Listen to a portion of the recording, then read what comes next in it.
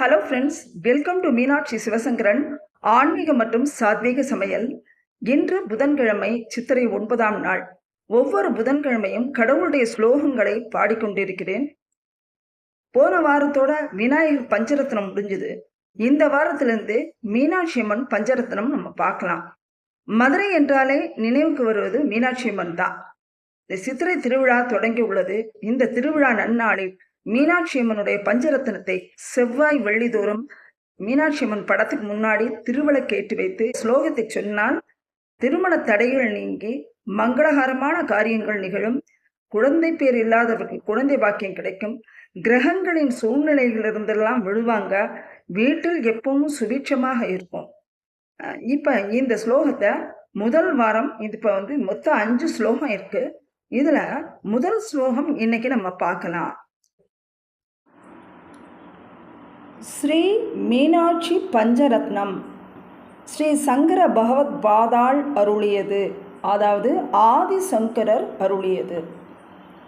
இப்போ பாருங்க, உத்யத் பானு, உத்து இதுன்னு சொல்லணும், உத்யத். அப்போ இது 3 போட்டிருக்கேன் பார்த்தீங்களா? எதுக்குன்னா இது தமிழில் ஒரு தா தான் இருக்குது. சான்ஸ்கிரிட் மற்றும் ஹிந்தியிலலாம் 4 தா இருக்குது. அப்போ இந்த 3வது தான்னு சொல்லும்போது உத்யத்ன்னு சொல்லணும். உத்யத் பானு, பா 4வது பா, உத்யத் பானு. சகஸ்ர கோடி சத்ருசாம், உத்யத் பானு சகஸ்ர கோடி சத்ருசாம் கேயூர ஹாரோஜ்வலாம். உத்யத் பானு என்றால் உதிக்கின்ற சூரியன், பானுனாலே சூரியன். உதிக்கின்ற சூரியனை போன்று சகஸ்ரன 1000 கோடி சூரியனுக்கு ஒப்பான ஒளி உடையவளே தான் உத்யத் பானு சகஸ்ர கோடி சத்ருசாம். 1000 கோடி சூரியனுக்கு ஒப்பான ஒளி பொருந்தியவளே. கேயூர காரோஜ்வலாம். கேயூர என்றாலே தோள்வளை. தோள்வளைன்னா என்ன? தோள்வளை அப்படின்னா நம்ம முழங்கைக்கும் தோளுக்கும் இடைப்பட்ட பகுதி தான் தோள்வளை. அதில் வளையல் அணிந்தவள். கேயூர ஹாரோ, ஹாரம் என்றாலே மாலை. ஹாரோஜ்வலாம்னா முத்துமாலை. கேயூர ஹாரோஜ்வலாம், தோள்வளையும் முத்துமாலையும் அணிந்தவளே. பிம்போஷ்டீம், பி இது பீன்னு சொல்லணும், பா பி. போ இது பி ஓ போ.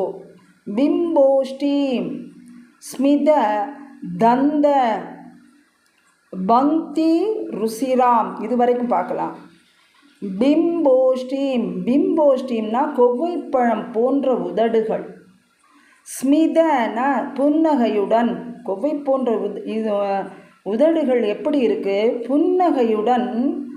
தந்த பக்தி ருசிராம், தந்த அப்படின்னா வரிசையான பற்கள், வரிசையான பற்களை உடையவளை. பிம்போஷ்டீம் கொவ்வை போன்ற உதடுகளில் புன்னகையுடன் வரிசையான பற்களை உடையவளை. அடுத்தது பீதாம்ப ராலாங்கிருதாம். பீதாம்ப, பீதாம்பரம்னு தமிழே சொல்லுவோம். பீதாம்பரம் என்றால் மஞ்சள் ஆடை, மஞ்சள் பட்டாடை.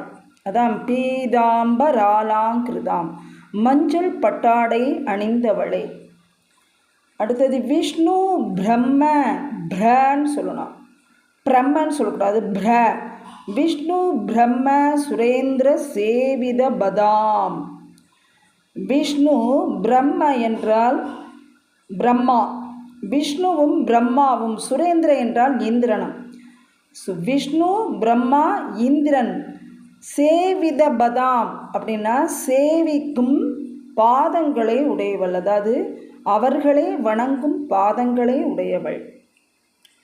தத்வஸ்வரூபாம், தத்வஸ்வரூபாம் சிவாம், தத்துவம் போன்ற வடிவமானவளே, தத்துவம் நிறைந்த வடிவம் உடையவளே. சிவாம் அப்படின்னா என்ன அர்த்தம்னா, சிவாம்னா சிவனில் பாதியானவளே. அடுத்தது மீனாட்சி, மீனாட்சியே. பிரணதோஸ்மி, மீனாட்சியை பிரணதோஸ்மி, பிரணாம் என்றாலே வணங்குகிறேன் அர்த்தம். வணங்குகிறேன். சந்ததமகம் எப்போவுமே, சந்ததம் என்றால் எப்போவுமே, அகத்தில் வைத்து வணங்குகிறேன். காருண்ய வாராம் நிதின் கருணையின் வடிவமான கருணை கடலான மீனாட்சியை எப்பொழுதும் அகத்தில் வைத்து வணங்குகிறேன். இப்போ உங்களுக்கு புரியுதா ஃப்ரெண்ட்ஸ்? திரும்ப பாடலை பாடலாம். உத்யத்பானு சகஸ்ரகோடி சத்ருசாம் கேயூரஹாரோஜ்வலாம் பிம்போஷ்டீம் ஸ்மிததந்தபங்குதிருசிராம் பீதாம்பராலாங்கிருதாம் விஷ்ணு பிரம்ம சுரேந்திர சேவிதபதாம் தத்வஸ்வரூபாம் சிவாம் மீனாட்சீம் பிரணதோஸ்மி சந்ததமகம் காருண்யவாராம் நிதிம். அவ்வளோதான் ஃப்ரெண்ட்ஸ். இதை நீங்கள் பாடி பாருங்கள். இது இப்போ சித்திரை மாதமாக இருக்கிறதுனால மீனாட்சி அம்மனுக்கு இப்போ கோவிலில் கொடியேறி இருக்குது. மீனாட்சிக்கு திருக்கல்யாணம் இதெல்லாம் வரப்போகிறதுனால நீங்கள் செவ்வாய் வெள்ளி இந்த ஸ்லோகத்தை நீங்கள் சொல்லிட்டு வந்தீங்கன்னா ரொம்ப ரொம்ப சிறப்பு. இதில் ஏதாவது சந்தேகம்னா நீங்கள் கமெண்ட்ஸில் சொல்லுங்கள். நன்றி, வணக்கம்.